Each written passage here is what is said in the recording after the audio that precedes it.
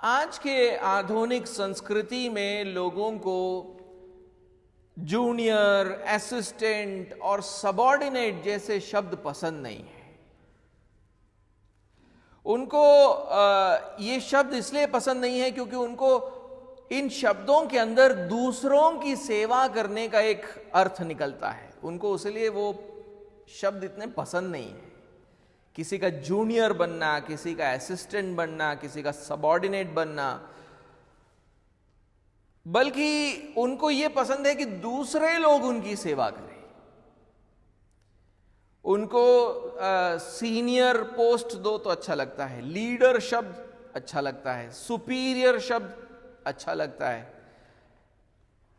लेकिन ये जो शब्द उन्हें पसंद नहीं है, उन शब्दों को कोई मसीह सुनेगा तो उसके लिए वो कोई दुख का कारण नहीं है, क्योंकि बाइबल हमारे लिए और भी तुच्छ शब्द का इस्तेमाल करता है।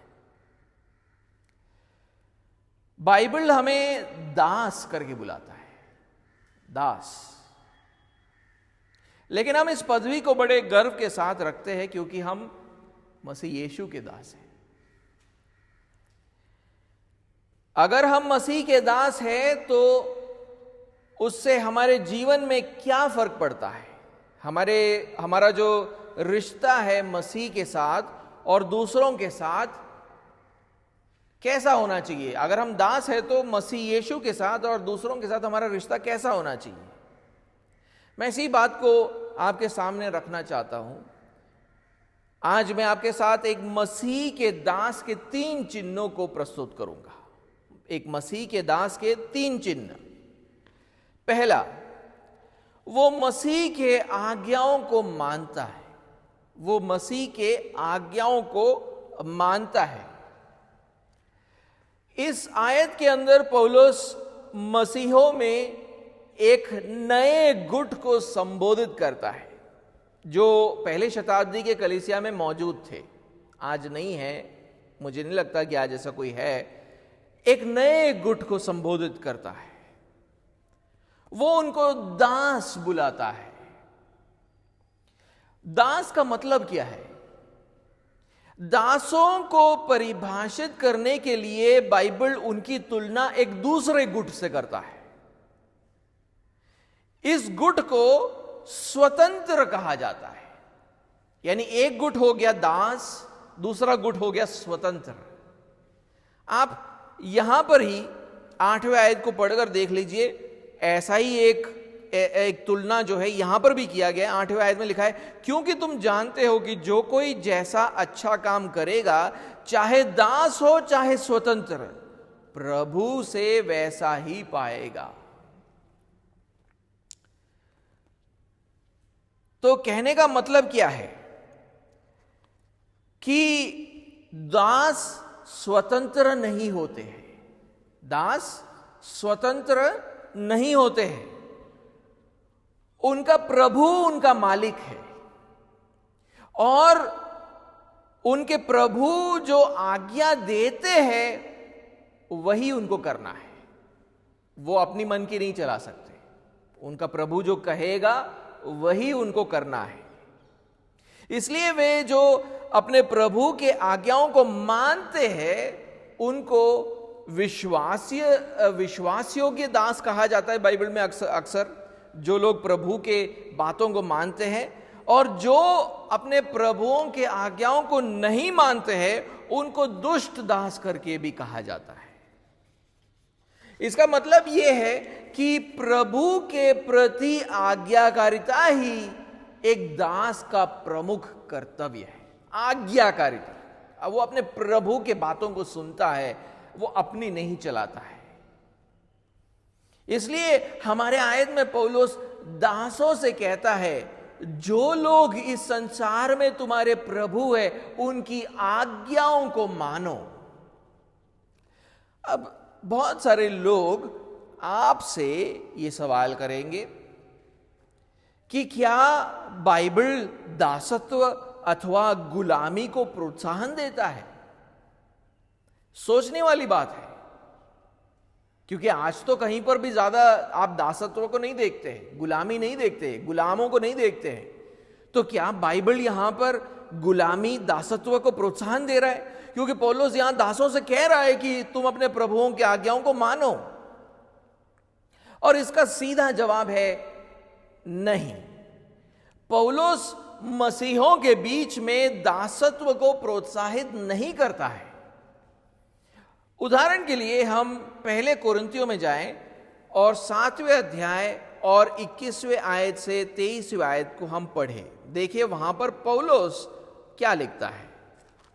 पहला कोरिन्थियों का 7वां अध्याय 21 से लेकर 23 कहता है, यदि तू दास की दशा में बुलाया गया हो तो चिंता ना कर, परंतु यदि तू स्वतंत्र हो सके तो ऐसा ही काम कर।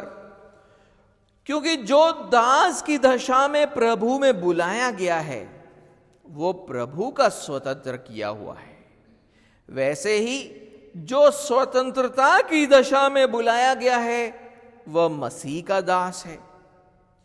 तुम दाम देकर मोल लिए गए हो, मनुष्यों के दास ना बनो। 21वें आयत में आप वहां पर ध्यान देगा। मैं जब इसको समझाऊंगा तो आपका ध्यान वचन के ऊपर होना चाहिए। 21वें आयत में देखिए, वो कोरिन्थियों के विश्वासियों से कहता है, यदि तू दास की दशा में बुलाया गया हो तो तू चिंता ना कर। यहां पर वो किस बुलाहट की बात कर रहा है? परमेश्वर के बुलाहट की बात कर रहा है। यहां पर वो नए जन्म की बात कर रहा है, परमेश्वर की वो बुलाहट जिसके द्वारा एक आत्मिक रीति से मरा हुआ व्यक्ति जी उठता है। नए जन्म की बात कर रहा है। उस नए जन्म के द्वारा एक व्यक्ति आत्मिक रीति से जीवित हो उठता है और वो पश्चाताप करता है और यीशु मसीह पर विश्वास कर पाता है।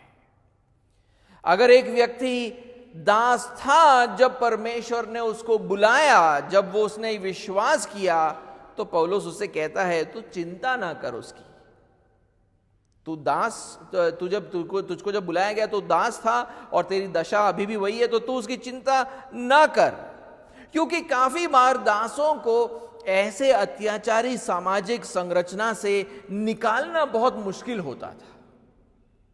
लेकिन फिर वो कहता है, परंतु यदि तू स्वतंत्र हो सके तो ऐसा ही काम कर। तो देखिए, कुछ लोगों को कुछ साल के बाद दासत्व से छोड़ दिया जाता था और कुछ लोग दाम देकर अपनी स्वतंत्रता को खरीद सकते थे। ऐसा भी मुमकिन था उस समय में।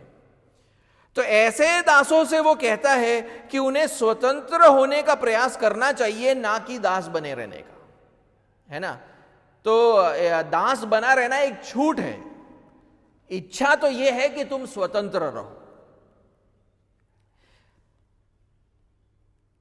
तो ऐसा क्यों कहता है वो? 22वें आयत में कहता है, 22वें आयत के पहले भाग में कहता है, जो दास की दशा में प्रभु में बुलाया गया है वो प्रभु का स्वतंत्र किया हुआ है।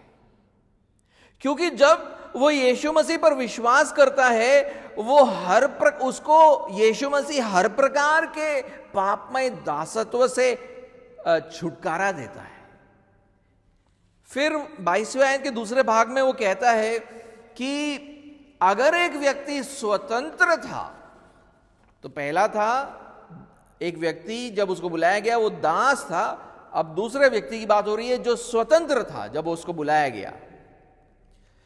कहता है अगर एक व्यक्ति स्वतंत्र था जब परमेश्वर ने उसे बुलाया तो वो मसीह का दास है।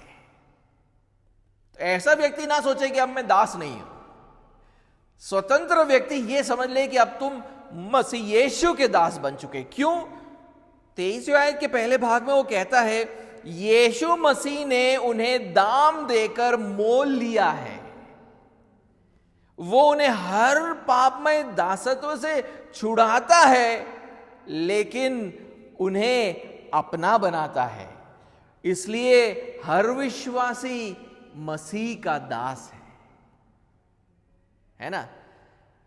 उसीलिए आप देखो कि एफेसियों में आप जाओगे वापस, एफेसियों में एक बार वापस जाए, उसके पहले अध्याय और उसके 7वें आयत को आप एक बार पढ़े। एफेसियों का पहला अध्याय 7वां आयत, वहां पर लिखा है, हमको उसमें यानी यीशु मसीह में उसके लहू के द्वारा छुटकारा अर्थात अपराधों की क्षमा उसके उस अनुग्रह के धन के अनुसार मिला है।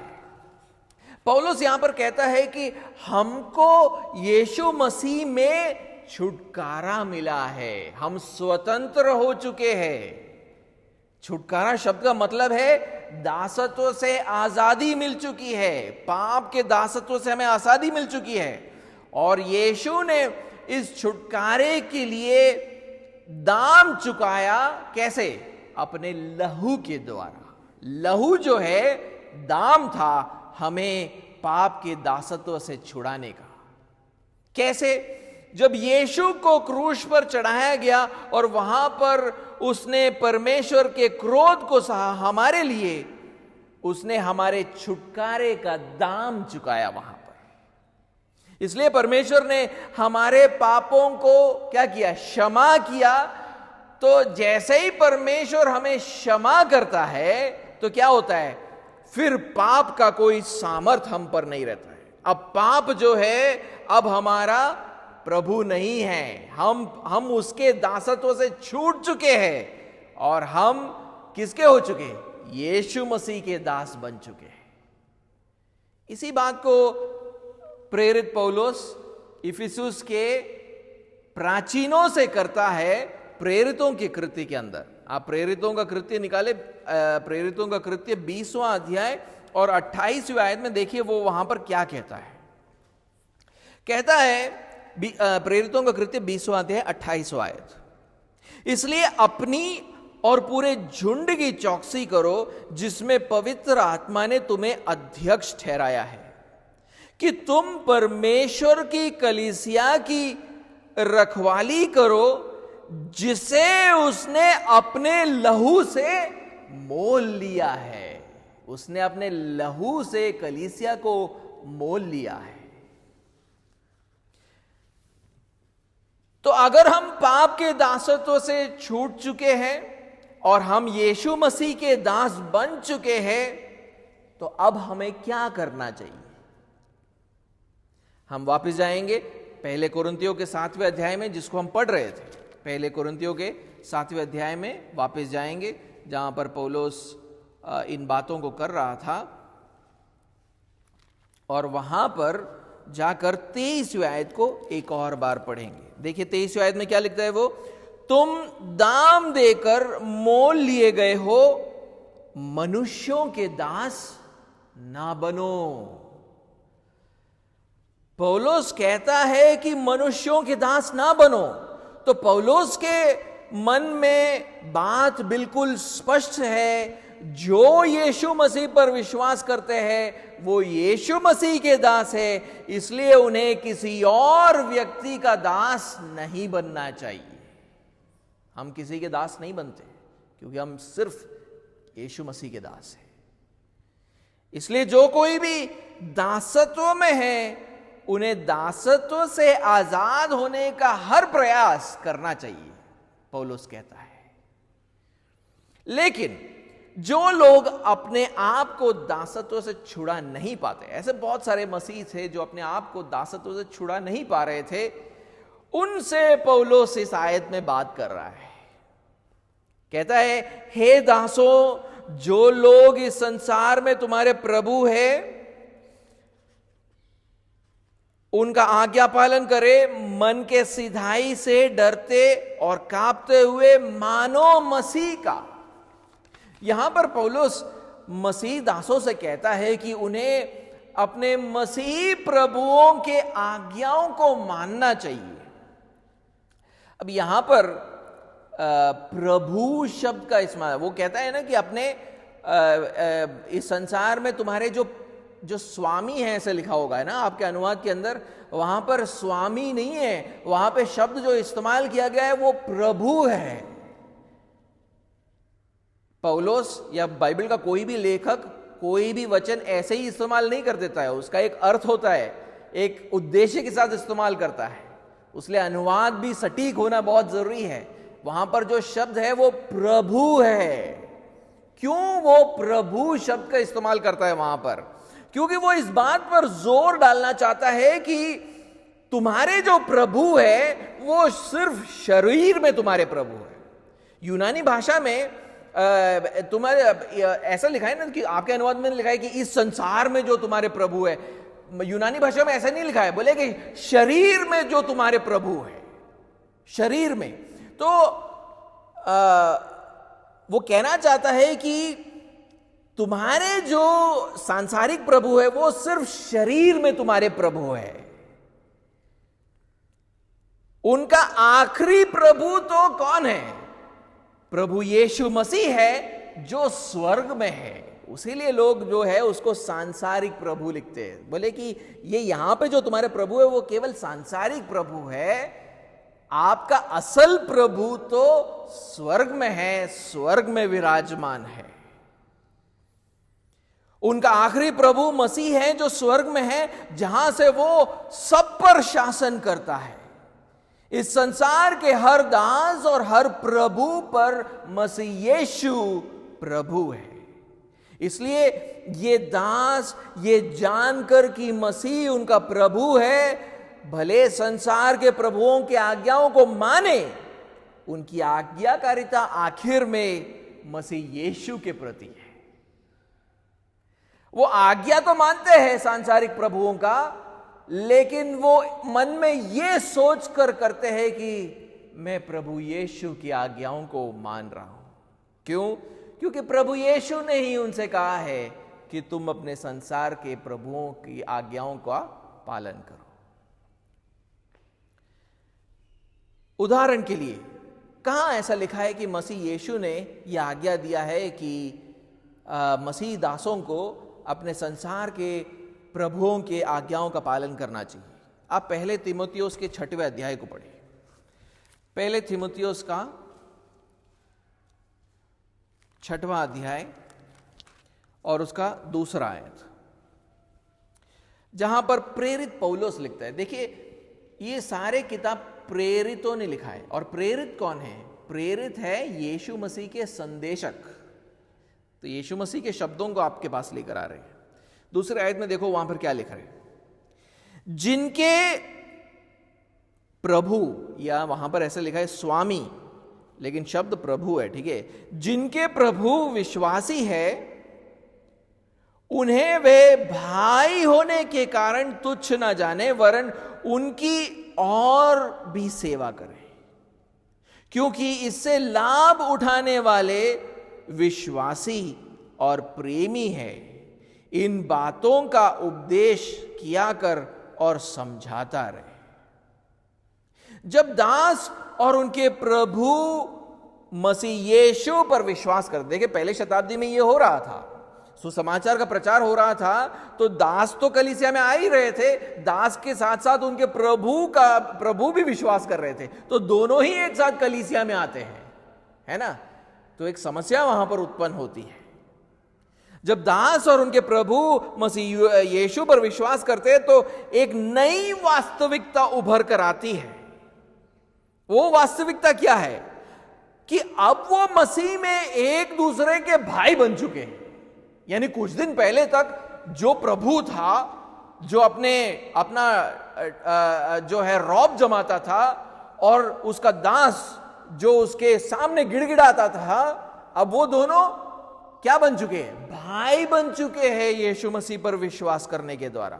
और पौलुस तीमुथियुस से कहता है कि इस बात को कलीसिया में आने वाले दासों को वो बताए कि क्योंकि उनके मसीह प्रभु अब मसीह में उनके भाई बन चुके हैं, उनको तुच्छ नहीं जानना है। कुछ दास होंगे ना कि बोले कि हाँ हम भाई बन चुके हैं तो मुझे अब तेरे बातों को सुनने की क्या जरूरत है? नहीं, पौलुस कहता है कि बल्कि उन्हें पहले से अधिक उनकी सेवा करने की जरूरत है। क्यों? क्योंकि जब भी कोई मसीह में आता है तो मसीह यीशु उसको आशीषित करता है, मसीह में होने के कारण इस संसार के प्रभु और भी आशीषित हुए। क्यों? क्योंकि उनके मसीह दास पहले से अधिक उनकी सेवा करने लगे। मसीह में आ जाने के कारण किसी का नुकसान नहीं हुआ है। मसीह प्रभुओं का भी फायदा हुआ, क्योंकि उनके मसीह दास पहले से अधिक उनकी सेवा करने लगे। क्यों? ये जानकर कि मेरा भाई का फायदा होगा।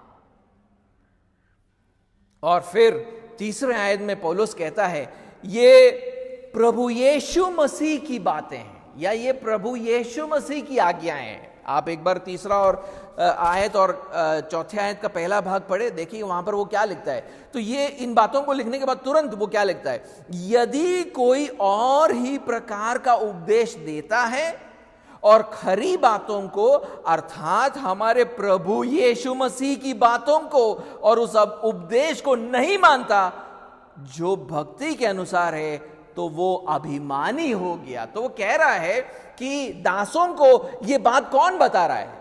प्रभु यीशु मसीह बता कर दे रहे हैं, है ना। उसीलिए दासों को अपने प्रभुओं की आज्ञाओं को मानना है, बल्कि पहले से अधिक उनकी सेवा करनी है। एक और उदाहरण है यही शिक्षा का, यीशु मसीह की इस शिक्षा का एक और उदाहरण हम पाते हैं तीतुस के किताब में दूसरा अध्याय, तीतुस दूसरा अध्याय 9वां और 10वां आयत। तीतुस दूसरा अध्याय 9वां और 10वां आयत, देखिए वहां क्या लिखा है।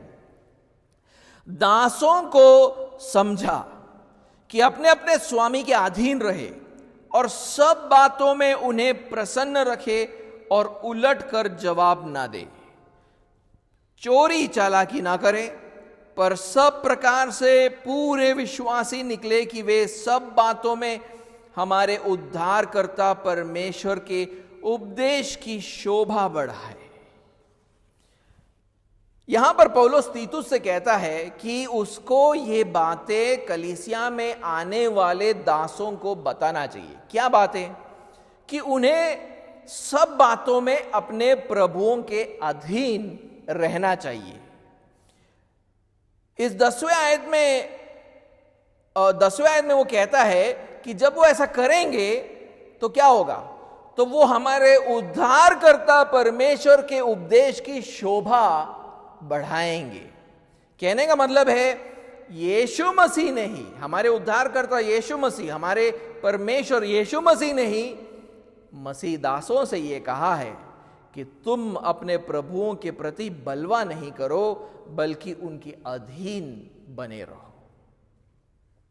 क्योंकि ये प्रभु यीशु मसीह की शिक्षा थी, मसीह दासों ने अपने प्रभुओं के बातों को माना।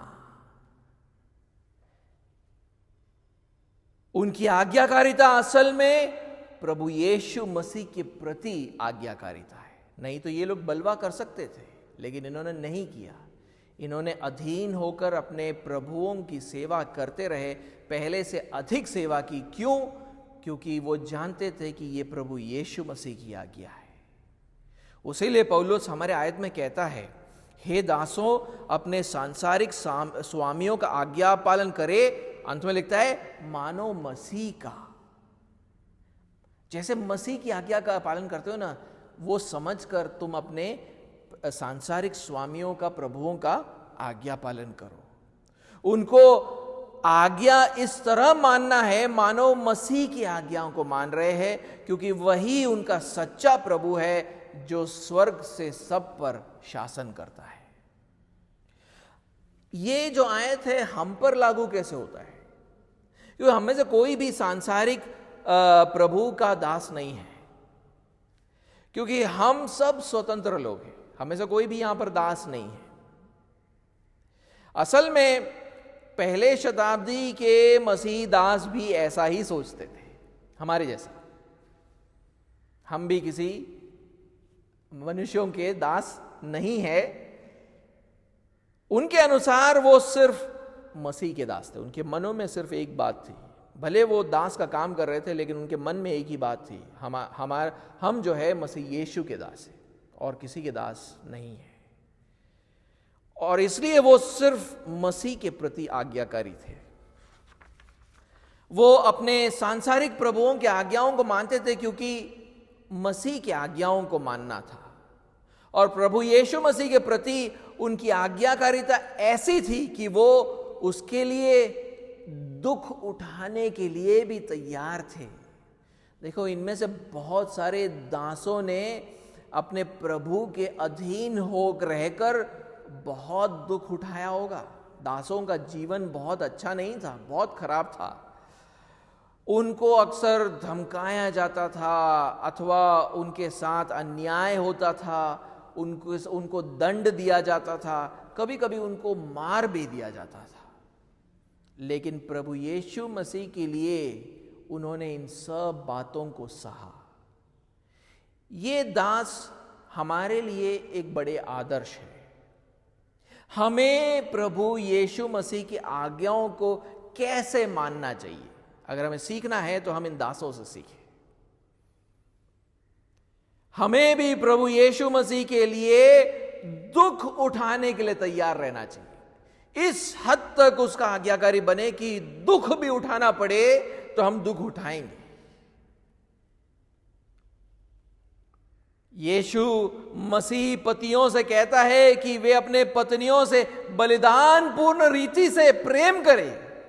क्या मसीह पति ऐसा करेंगे अगर उनकी पत्नी उनके अधीन नहीं रहती? यीशु मसीह पत्नियों से कहता है कि वो भय के साथ अपने पतियों के अधीन रहे।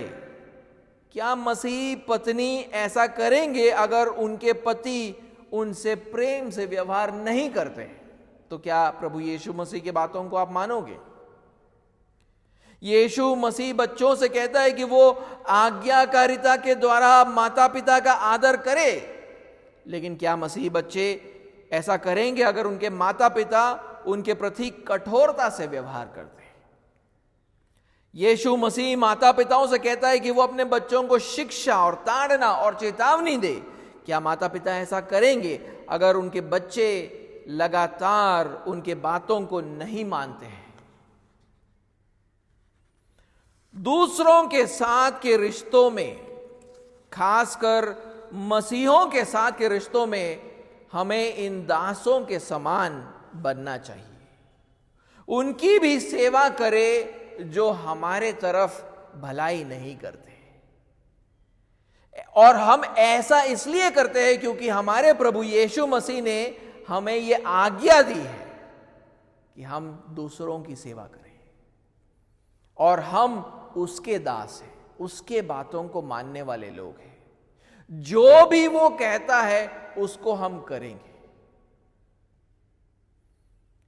पति अगर अपने पत्नी को देखता है और वो अधीन नहीं हो रही है तो भी हम उसकी तरफ प्रेम करेंगे, क्योंकि प्रभु यीशु मसीह ने हमसे ऐसा कहा है।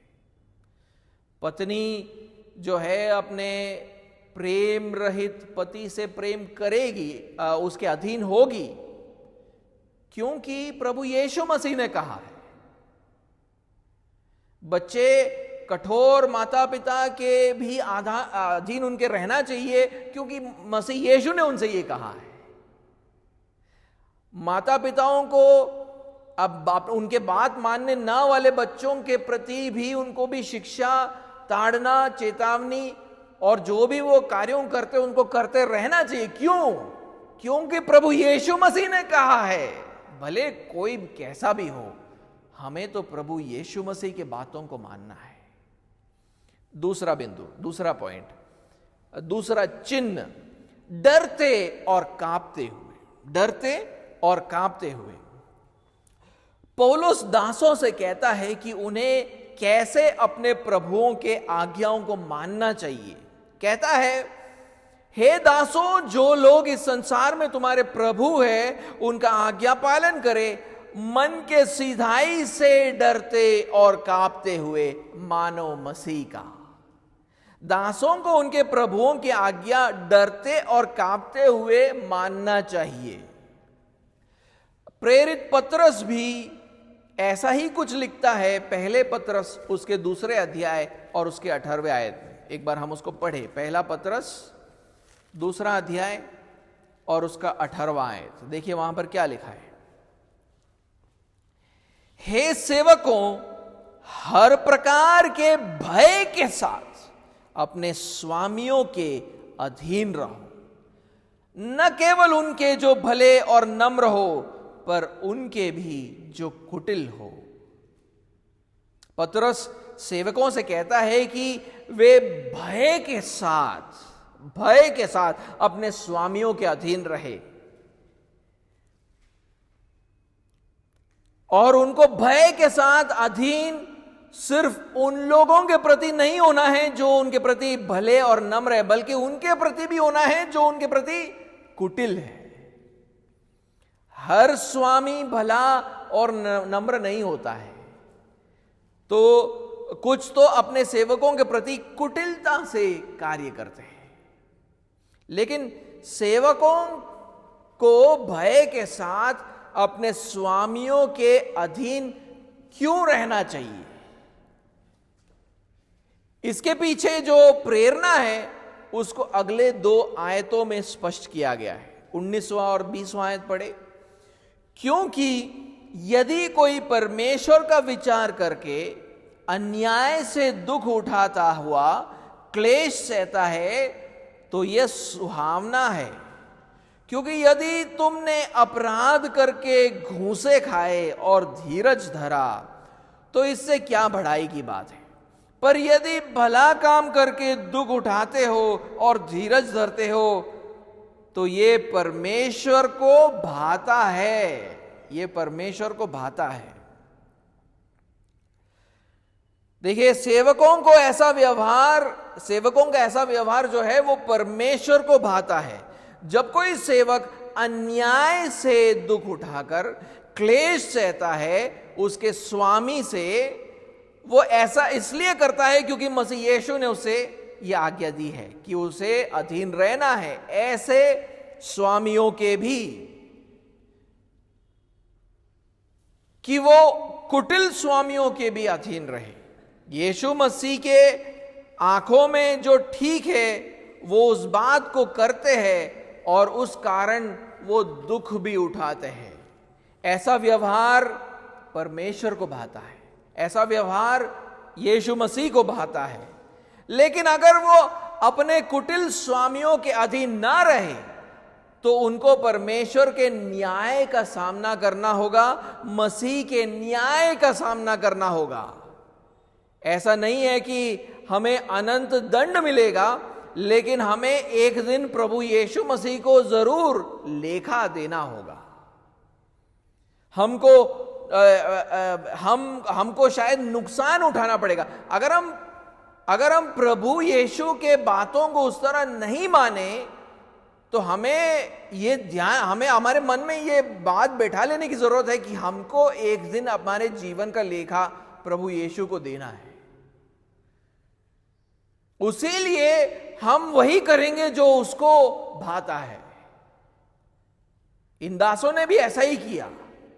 वो भय के साथ क्यों मानते थे उसकी बातों को? क्योंकि वो जानते थे कि एक दिन हमें प्रभु के सामने खड़ा होना है, अपना लेखा देना है। उसीलिए भले इस संसार के प्रभु कुटिलता से उनके साथ व्यवहार करे तो भी वो इन बातों को सह लेते थे। यीशु मसीह के प्रति अवज्ञाकारिता हमारे अंदर भय को उत्पन्न करना चाहिए, क्योंकि एक दिन हम सबको उसके न्याय का सामना करना होगा। हमारे आयत में भी पौलुस यही बात को कहता है, दासों को डरते और कांपते हुए इस संसार के प्रभुओं की आज्ञाओं को मानना चाहिए, क्योंकि ये प्रभु यीशु मसीह की आज्ञा है। क्योंकि उनको भी एक दिन प्रभु यीशु मसीह को लेखा देना होगा। पौलुस यही तर्क प्रस्तुत करता है फिलिपियों के 2 अध्याय में। पौलुस कहता है, देखिए हम उसको एक बार पढ़ते हैं। पौलुस कहता है, परमेश्वर ने यीशु को सब पर प्रभु ठहराया है। तो अगर यीशु मसीह को सब पर प्रभु ठहराया है तो हमें क्या करना चाहिए? फिलिपियों का पढ़ेंगे, फिलिपियों का 2 अध्याय और उसका 9वें आयत से 11वां आयत पहले पढ़े। फिलिपियों का 2 अध्याय 9वें आयत से 11वां आयत लिखता है कि परमेश्वर ने यीशु मसीह को सबके ऊपर प्रभु ठहराया। देखो वहां पे क्या लिखा है, इस कारण परमेश्वर ने उसको अति महान भी किया और उसको वह नाम दिया जो सब नामों में श्रेष्ठ है, कि जो स्वर्ग में और पृथ्वी पर और पृथ्वी के नीचे हैं वे सब यीशु के नाम पर घुटना टेके और परमेश्वर पिता की महिमा के लिए हर एक जीव अंगीकार कर ले कि यीशु मसीह ही प्रभु है। अगर यीशु मसीह प्रभु है तो हमें उसके आज्ञाओं को मानना होगा, क्योंकि हमको एक दिन उसके न्याय के सामने उसके न्याय का सामना करना होगा, और इसलिए डरते और कांपते हुए हमें उसके आज्ञाओं का पालन करना चाहिए। इसीलिए देखो पौलुस अगले ही आयत में क्या कहता है, फिर 12वें आयत को पढ़े, देखिए क्या लिखा है। इसलिए हे मेरे प्रियो, जिस प्रकार तुम सदा से आज्ञा मानते आए हो, वैसे ही अब भी न केवल मेरे साथ रहते हुए पर विशेष करके अब मेरे दूर रहने पर भी डरते और कांपते हुए अपने अपने उद्धार का कार्य पूरा करते जाओ। यीशु मसीह के प्रभुत्व के ज्योति में हमें डरते और कांपते हुए उसका आज्ञा पालन करने की जरूरत है। इसलिए मसीह दास डरते और कांपते हुए मसीह प्रभुओं के आज्ञाओं को वो मान लेते थे, क्योंकि उनको पता है कि एक दिन ऊपर जाकर जो है जवाब देना है। पौलुस इन बातों को मसीह रिश्तों के संदर्भ में बोल रहा है। इस खंड के शुरुआत में ही एफेसियों के 5वें अध्याय 21वें आयत में पौलुस ने कहा था, मसीह के भय से एक दूसरे के अधीन किए गए हो।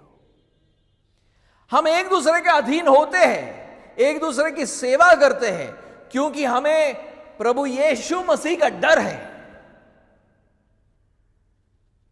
हमें उसके न्याय से डर लगता है।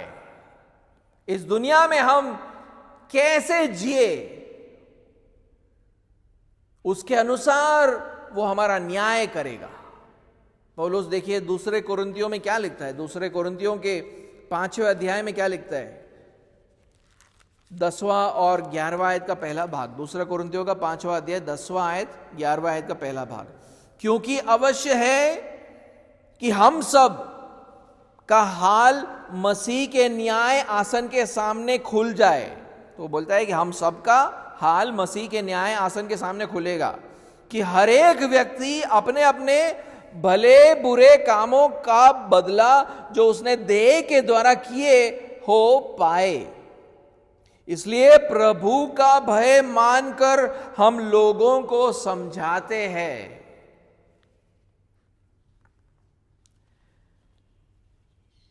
घर पर हमारे प्रियजनों के साथ हम कैसा व्यवहार करते हैं, कलीसिया में दूसरे मसीहों के साथ हम कैसा व्यवहार करते हैं, गैर मसीहों से और खासकर यीशु मसीह के द्वारा नियुक्त अधिकारियों के साथ कैसा व्यवहार करते हैं, इन सब का परिणाम आएगा। इन सब का परिणाम आएगा, उसके अनुसार यीशु हमारा न्याय करेगा। हम अनंत दंड तो नहीं पाएंगे, क्योंकि यीशु मसीह के जीवन, मृत्यु और पुनरुत्थान पर विश्वास करने के द्वारा हम उस बात से तो बच गए हैं, लेकिन हमने अपना मसीह जीवन कैसे जिया उसका लेखा जरूर प्रभु यीशु मसीह मांगेगा हमसे।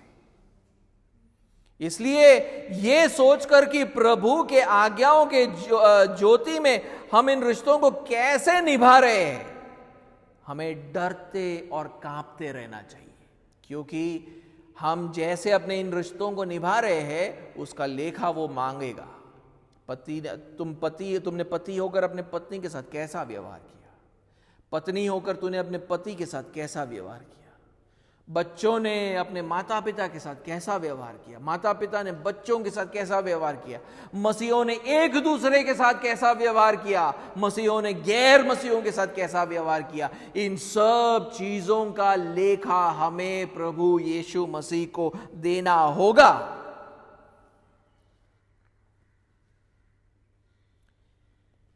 अगर हम सिर्फ इन प्रचारों को सुन रहे हैं और उस पर चल नहीं रहे हैं, तो पौलुस कहता है कि समय आ चुका है हम डरते और कांपते हुए मसीह के आज्ञाओं को माने और यही मसीह के दास का दूसरा चिन्ह है। वो डरता और कांपता है अपने प्रभु यीशु मसीह के न्याय के बारे में सोचकर। उसीलिए वो अपने रिश्तों में वैसा ही चलता है जैसे यीशु मसीह ने उसको बता कर दिया है। तीसरा और आखिरी बिंदु, मन के सिधाई से। पौलुस ये भी कहता है कि मन के सिधाई से हमें डरना और कांपना चाहिए। ये मसीह के दास का तीसरा चिन्ह है। मन की सिधाई का मतलब है पूरे मन से, पूरे मन से, आधे अधूरे मन से नहीं। हमें पूरे मन से डरना और कांपना चाहिए प्रभु यीशु मसीह के सामने। क्योंकि कोलोसियों के 3 अध्याय 22वें आयत में पौलुस कहता है, मन की सिधाई से परमेश्वर का भय मानो। मन के सिधाई से परमेश्वर का भय मानो। हम उसको पढ़े, कोलोसियों का 3 अध्याय और उसका 22वां आयत।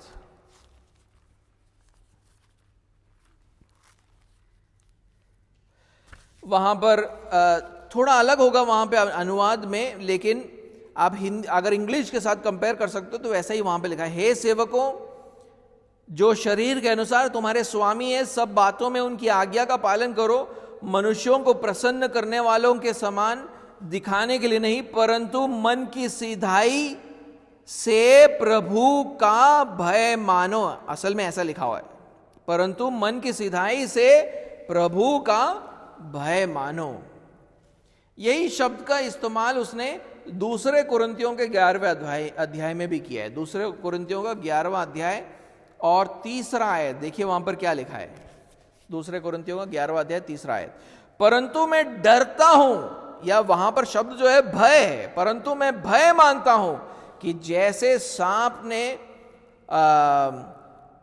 ने अपनी चतुराई से हव्वा को बहकाया, वैसे ही तुम्हारे मन उस सिधाई, वहां पर वो शब्द आ गया सिधाई, और पवित्रता से जो मसीह के साथ होना चाहिए कहीं भ्रष्ट ना किए जाए। तो सिधाई किसके प्रति है? मसीह यीशु के प्रति है ना। वहां पे बिल्कुल लिखा है कि वैसे ही तुम्हारे मन उस सिधाई और पवित्रता से जो मसीह के साथ होनी चाहिए कहीं भ्रष्ट ना किए जाए। तो फिर एक और बार पौलुस मसीह के प्रति सिधाई की बात करता है। तो ये जो मन की सिधाई है वो प्रभु यीशु मसीह के प्रति होनी चाहिए। मसीह दास अपने मसीह प्रभुओं के आज्ञाओं को मानते थे क्योंकि वे पूरे मन से प्रभु यीशु का भय मानते थे। अगर पूरे मन से प्रभु का भय नहीं माना होता तो उनके लिए यह मुमकिन नहीं होता कि वो अपने सांसारिक प्रभुओं की आज्ञाओं को मानते। जो प्रभु यीशु मसीह को पूरे मन से मानते हैं वो ही उसके ऐसे कठिन आज्ञाओं को मान सकते हैं। धमकियों और अन्याय और कुटिलता को वो सहते थे। वो ये इसलिए कर पाए क्योंकि वे प्रभु यीशु मसीह के प्रति पूरी तरीके से समर्पित थे। मन की सिधाई इस बात को दर्शाता है कि एक व्यक्ति प्रभु यीशु मसीह के प्रति कितना समर्पित है। उदाहरण के लिए आज कुछ लोग ऐसे हैं, कलीसिया में आते हैं, जो यीशु के प्रति समर्पित है, उस यीशु मसीह के प्रति समर्पित है जो अपने वचन से रोगियों को चंगा कर देता है, जो अपने वचन से दुष्ट आत्माओं को निकाल देता है, जो अपने बड़े आसानी से चिन्ह और चमत्कारों को कर सकता है। लेकिन वो ऐसे यीशु के प्रति समर्पित नहीं है जो बड़ी मेहनत करके दूसरों की सेवा करता था, यहां तक कि उनके लिए दुख उठाकर मरने के लिए भी तैयार था। ऐसा यीशु मसीह उनको नहीं चाहिए। मन की सिधाई नहीं है। आधा अधूरे मन से प्रभु यीशु मसीह के पीछे चले। ये लोग आधे अधूरे मन से यीशु मसीह के प्रति समर्पित है। मन की सिधाई से, पूरे मन से मसीह यीशु का भय नहीं मानते हैं।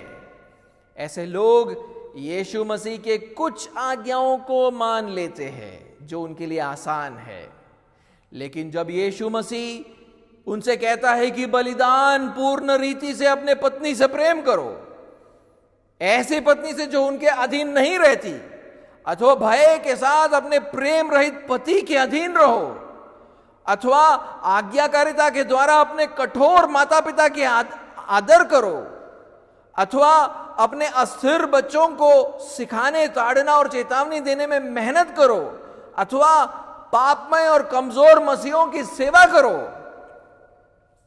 वो ये जान जाते हैं कि ये तो बहुत मुश्किल है, बहुत कठिन आज्ञाएं हैं, इसके लिए तो बहुत धीरज की जरूरत होगी। तो वो क्या करते हैं? तो वो भाग जाते हैं। वो इन आज्ञाओं को नहीं मानते। कुछ आज्ञाओं को मानते, कुछ आज्ञाओं को नहीं मानते। वो दासों की तरह काम नहीं कर रहे, वो प्रभुओं की तरह काम कर रहे हैं। उनको जो ठीक लगता है वो करते हैं, बाकी छोड़ देते हैं। क्या ऐसे लोग प्रभु यीशु मसीह के प्रति मन की सिधाई से कार्य कर रहे हैं या आधे अधूरे मन से कर रहे हैं? ऐसे कठिन आज्ञाओं के प्रति हमारी आज्ञाकारिता यीशु मसीह के प्रति हमारे समर्पण पर सवालिया निशान लगाते हैं। हमारी अवज्ञाकारिता, ऐसे कठिन आज्ञाओं के प्रति हमारी अवज्ञाकारिता यीशु मसीह के प्रति हमारे समर्पण पर सवालिया निशान खड़ा करते हैं। कितने सिधाई के साथ हम प्रभु यीशु मसीह का भय मानते हैं। पिछले कुछ हफ्तों और महीनों से हम मसीह रिश्तों पर प्रचारों को सुन रहे हैं। क्या हम उसका पालन कर रहे हैं? क्या हम उनके प्रति अवज्ञाकारी है? आज भी हमारे मनों को परखने का समय आ चुका है।